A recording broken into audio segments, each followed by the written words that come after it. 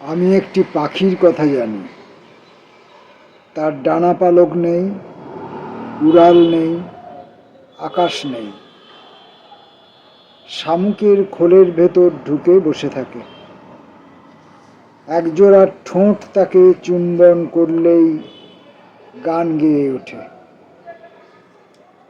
মাঝরাতে আমি যখন ঘুমের মাঝে জেগে থাকি, শাঁখের ভেতর থেকে পাখিটি তখন বার হয়ে এসে অলৌকিক রূপের এক লৌকিক সুন্দরী। আমি একটি শামুকের কথা জানি। শামুকটি পাখির মতো, পাখিটি পাতার মতো। পাতা যেন কাপাস তুলো, তুলো যেন মেঘ, মেঘেরা বৃষ্টির মতো। আর মতো কথাটি তুলে দিলে যা দাঁড়ায়, শামুক পাখি পাতা তুলো মেঘ বৃষ্টি। আমি আর একজনের কথা জানি, যার সঙ্গে আমার কোনো পার্থক্য নেই, যাকে চুম্বন করলে আমার গালে লিপস্টিকের ছাপ পড়ে, যার গায়ে কাঁটা বেঁধালে যন্ত্রণাক্ত রক্তে আমি ভাঙা তানপুরা।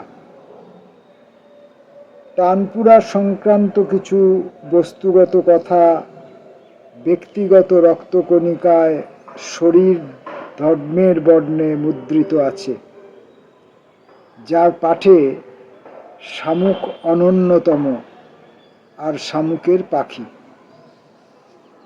নমস্কার। যে কবিতাটি পড়ে আমি শুরু করলাম, সেই কবিতাটি শামুক পাখি পাতা তুলো মেঘ বৃষ্টি, এটি আমার একটি নিজের লেখা একটি কবিতা, বহুকালের পুরনো লেখা। বইটিতে 2008 সালের একটি বইতে, বইটির নামও শামুক পাখি পাতা তুলো মেঘ বৃষ্টি। 2008-এ এই কবিতাটি গ্রন্থিত হয়েছিল। একদম বইটির শেষ পৃষ্ঠায় 64 নম্বর পাতায়। কবিতাটি আমি বইটি রচনাকালে কবি রূপক দাসকে উৎসর্গ করেছিলাম, কারণ এই কবিতাটি রূপকের খুব প্রিয় ছিল। যাই হোক, কিন্তু আজকে আমার এই কবিতা পাঠে এসে আমার কবিতা বা আমার সম্পর্কে বা রূপকের সম্পর্কে বা ওই বইটি সম্পর্কে বলার কোনো উদ্দেশ্য নয়। আমার আজকের কবিতা পাঠের সময়ে আজকে যে কবিতার বইটি আমি পড়ব, সেটি হচ্ছে ইতি সংখিনী। রা প্রকাশনী থেকে এই বইটি প্রকাশিত হয়েছিল 2020 সালে। আমার ওই কবিতাটি আমি রচনা করেছিলাম, যেটি আমার 2008-এর বইতে অন্তর্ভুক্ত হয়েছিল।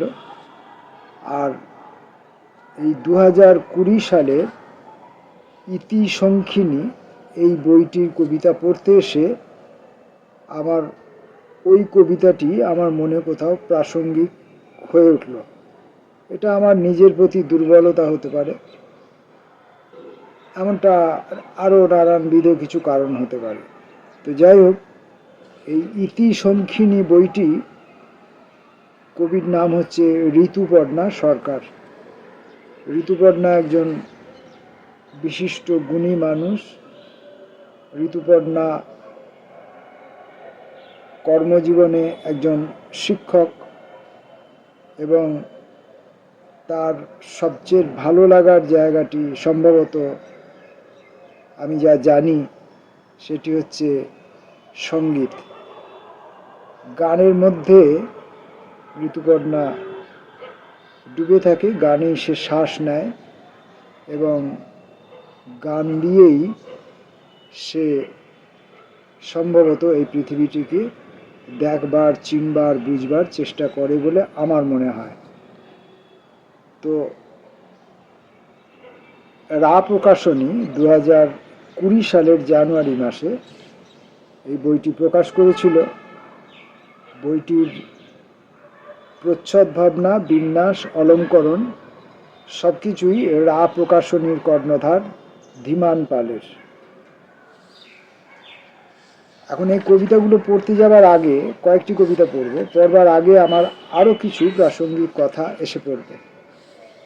কারণ আমি যখন থেকে এই ভিডিওর মধ্যে কবিতা পাঠ শুরু করছি, সেই সময় থেকে আমি খ্যাত অখ্যাত, নবীন প্রবীণ বহু লোকের বহু কবিতা আমি একটানা পড়ে চলেছি। তো সম্ভবত বছরখানেক আগে আমার ঋতুপর্ণার এই বইটি আমি খুঁজে পাবার চেষ্টা করি,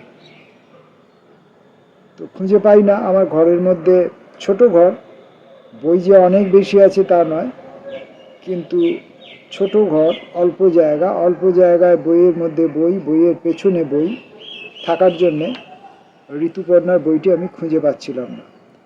এখন আমার ধারণা হয়েছিল অনেক সময় এমন হয় যে আমার ঘরে কেউ এলেন, তাকে বইটি পড়বার জন্য আমি সাময়িকভাবে দিলাম। এখন এমন হতে পারে যে বইটি আমি তাকে দিয়েছি, তারপরে যাকে আমি দিয়েছি তিনিও ভুলে গেছেন, আর আমিও মনে করে রাখি না, বা রাখা সম্ভব নয়, বা রাখতে চাই না, যেমনটাই হোক। এখন অতি সম্প্রতি আমার বই রাখবার যে আলমারি, তাক, বুকশেলফ ইত্যাদি আছে, তার মধ্যে একটি বুকশেলফ খুব সখী গড়ন তার, এটি অনেকেরই পছন্দের ছিল। আমি নিজে পরিকল্পনা করে মিস্ত্রিকে দিয়ে বলে ওটা করিয়েছিলাম, যাতে একটা বই, একটাই বই রাখা যায়, বইয়ের পেছনে বই না রাখতে হয়, তাহলে বই খুঁজে বার করা খুব অসুবিধা হয়। তো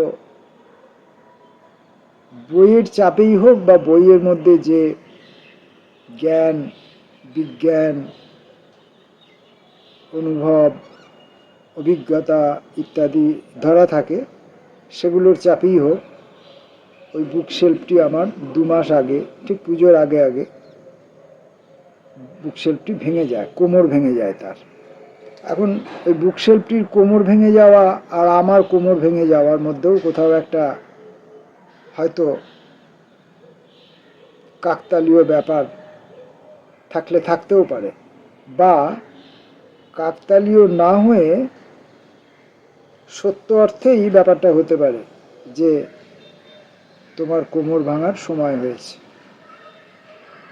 তো সেই সময় ওই বুকশেলফ থেকে বইগুলোকে আমাকে বার করে অন্য একটা জায়গায় জমা করে রাখতে হয়েছিল। তারপর বুকশেলফটা দিয়েছিলাম যে ছেলেটির কাছে আমি এসব কাজ করি। তো ওই বুকশেলফটা মেরামত করতে সে 2 মাসের অধিক সময় নিয়ে নেয়। তারপর আবার বইগুলোকে যথাস্থানে এনে আবার যখন সেগুলোকে ওই বুকশেলফের মধ্যে পর্যায়ক্রমে সাজিয়ে রাখি, তখন সেখান থেকে আমি আমার জ্ঞাত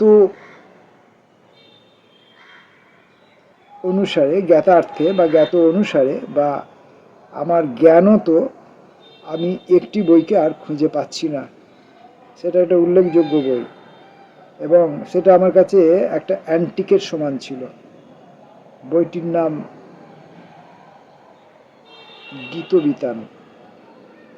গীতবিতানের একদম সম্ভবত প্রথম দিকের মুদ্রণ, বহু পুরনো বই। তৎকালীন দিনের কোনো সঙ্গীতজ্ঞ, কোনো সংস্কৃতি সম্পন্ন কোনো পরিবারের কেউ হয়তো বইটি কিনেছিলেন। প্রথম 3টি খণ্ডের একত্রীকরণ ছিল, সম্ভবত 1379 সাল, যদ্দূর আমি মনে করতে পারছি, তার শেষ মুদ্রণ ছিল ওই পর্যন্ত, যে বইটি আমি কিনেছিলাম সেই পর্যন্ত। তো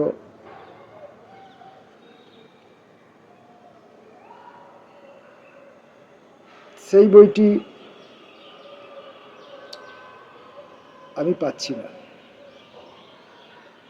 বইটা পুরনো কলকাতা বইমেলাতে পুরনো বইয়ের দোকান থেকে বইটি খুঁজে পেতে আমাকে সাহায্য করেছিল অশোক তরু, আমার বন্ধু অশোক তরু। পুরনো বইয়ের দোকানে ঢুকে ওই মানিক খুঁজে বার করার ক্ষমতা অশোক তরুর আছে, আমার যেটা নেই। আমি চকচকে জিনিসের প্রতি আকৃষ্ট হই স্বাভাবিকভাবে। পুরনো বই ঘেঁটে তার মধ্য থেকে কোনটি সত্যিই মানিক এই খুঁজে বার করে নেবার যোগ্যতা আমার অনেক অযোগ্যতার সঙ্গে এই অযোগ্যতাটিও একটি অযোগ্যতা। তো অশোক তরু আমাকে এই সাহায্যটি করেছিল এবং আমি বইটি পেয়েছিলাম, এবং 12-14 বছর ধরে সেই বইটি আমার কাছে ছিল। যদিও গানের মতো নরম হৃদয়, গানের মতো ভাবনার বিস্তার, গানের মতো জলসম তরঙ্গ বা প্রবাহ এসব কিছুই আমার মধ্যে নেই। তথাপি গীতবিতানটা আমার কাছে ছিল বলে আমার নিজেকে কখনো কখনো ধনী ব্যক্তি বলে মনে হতো। এখন সেই গীতবিতানটা খুঁজে পাচ্ছি না। জানি না অন্য কোথাও, অন্য কোনো পুরনো বইয়ের ফাঁকে অন্য কোথাও সে আত্মগোপন করে আছে কি না, অথবা আমার অযোগ্যতা নিরীক্ষণ করে সে বইটি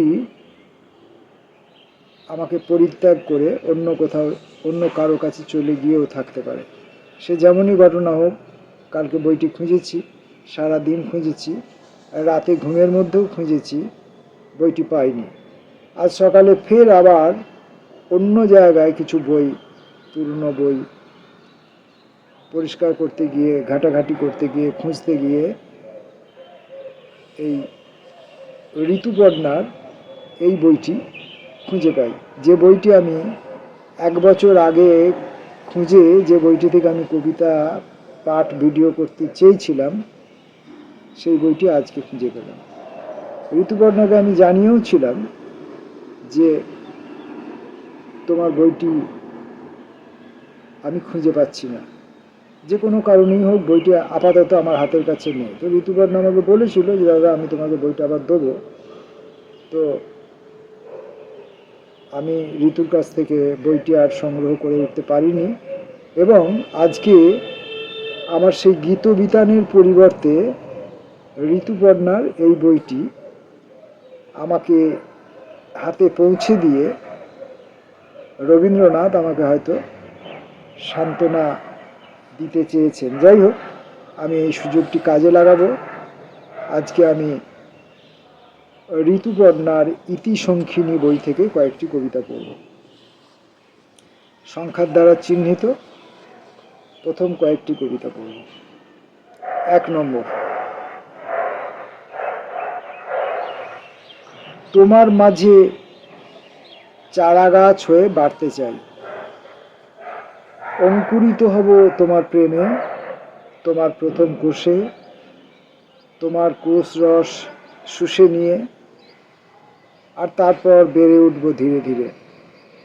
ছড়িয়ে দেব ডাল, ফুল, পাতা, তোমার অসংখ্য কোষে, অস্থি, মজ্জায় গ্রাস করব তোমার মস্তিষ্ক।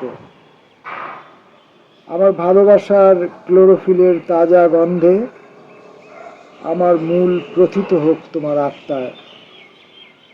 আমার আকর্ষ আশ্রে পৃষ্ঠে জড়াক তোমার সত্তাকে, ডালপালা মেলে তোমার ওপর নত হব শুধুই, তোমার ওই উষর মুহূর্তগুলিকে একটু ছায়া দেব বলে।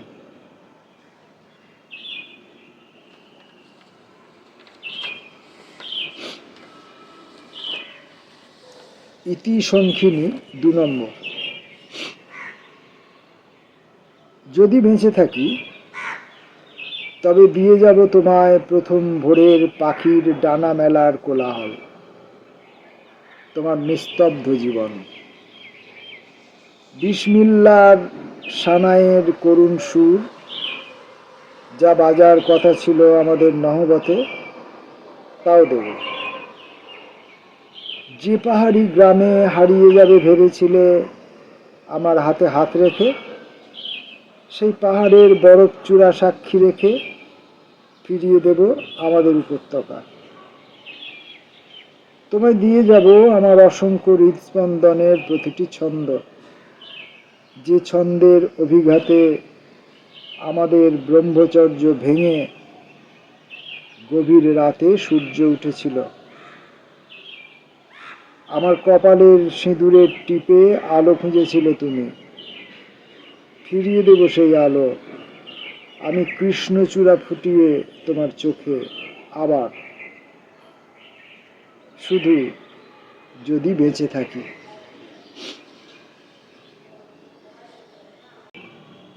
ইতি সংখিনী 3 নম্বর। তুমি বলেছিলে আমি আলেয়া। বিশ্বাস করো, আমি আলেয়া নই। আমিও নারী হয়ে একদিন জড়িয়েছিলাম কোনো পুরুষকে অথবা বৃক্ষ। সে মহান অনুভবে ফিরে যেতে চাই আমি, আবার প্রতিটি মুহূর্তে আকাঙ্ক্ষার রাস্তায় পিছিয়ে গিয়ে। সমাজ নির্দেশের বাইরে আশ্লিষ্ট হয়ে জড়িয়ে ধরা আমার কবিতায় কি অনাবিল প্রবেশ করত সেই অবুঝ যন্ত্রণা। আর যদি সেসব নাও হতো, তবুও আমার মনের উদ্দামতা, বন্য উচ্ছ্বাস হয়তো ভেসে আসতো কখনো অন্ধকারে ছাতিম গাছের গন্ধ নিয়ে, ওথেলোর মতো দম বন্ধ করা এক ছটফটে প্রতীক্ষা হয়ে। প্রতীক্ষার শেষে আমি আসতামই তোমার কাছে, অবসর হয়ে, চাপা ফুলের মতো, অথবা ভয়ঙ্কর মৃগতৃষ্ণা হয়ে, তবুও আলেয়া হয়ে নয়।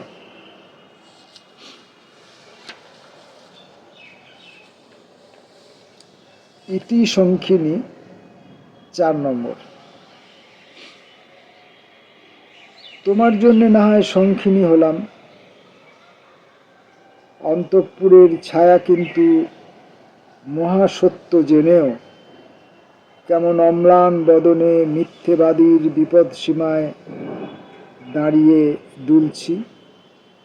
নির্লজ্জ হাসিতে নির্বাসনে যাবই, চারপাশের সুমেরুতে একটা দেশলাই কাঠি খুঁজব, বেশ শুকনো ঝরঝরে হয়ে ফস করে জ্বলে উঠবে, আর আমি শূন্যে ধোঁয়া হয়ে সূর্য জ্বালাবো। পুঞ্জীভূত আগুন ছড়িয়ে সুমেরু আজ সংসার হোক। আরেকটি কবিতা পড়ব, ইতি সংখিনী 5। দাঁড়িয়ে আছো অন্ধকারে, সমাজ কিন্তু আসলে ওই খদ্দের। তোমার রক্তাক্ত ঠোঁট আর ধ্যাবরা কাজলে আলোকিত হও। দেখো, আমিও দাঁড়িয়ে আছি সংসারে খাদ্য হয়ে।